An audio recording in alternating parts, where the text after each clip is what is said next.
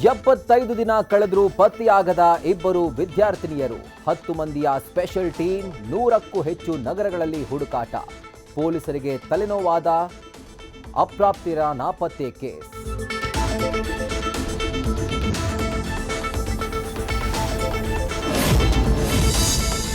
ಒಂಬತ್ತನೇ ತರಗತಿಯವರೆಗೆ ಫೇಲ್ ಮಾಡಬಾರದು ಅಂದ್ರೂ ಅನುತ್ತೀರ್ಣಗೊಳಿಸಿ ಉದ್ದಟತನ ಮತ್ತೊಂದು ವರ್ಷ ರಿಪೀಟ್ ಮಾಡಿ ಇಲ್ಲವಾದ್ರೆ ಟಿಸಿ ತಗೊಳ್ಳಿ ಅಂತ war Koramangala police public school ವಿರುದ್ಧ ಪೋಷಕರ ಆಕ್ರೋಶ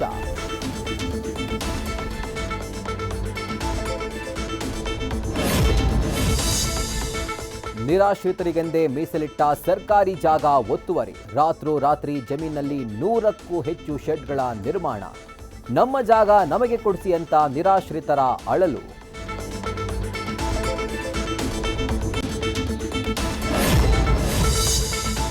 ದ್ವಿತೀಯ ಪಿಯುಸಿ 2ನೇ ಪರೀಕ್ಷೆಗೆ ದಿನಾಂಕ ಮರು ನಿಗದಿ ಏಪ್ರಿಲ್ 30ರಿಂದಲೇ ಆರಂಭವಾಗಲಿದೆ ಸೆಕೆಂಡ್ ಎಕ್ಸಾಮಿನೇಷನ್ಸ್ ವಿದ್ಯಾರ್ಥಿಗಳ ನೋಂದಣಿ ಪ್ರಶ್ನೆ ಪತ್ರಿಕೆ ಸಿದ್ಧತೆ ಹಾಲ್ ಟಿಕೆಟ್ ಬಗ್ಗೆ ಕೆಎಸ್ಇಎಬಿ ಸೂಚನೆ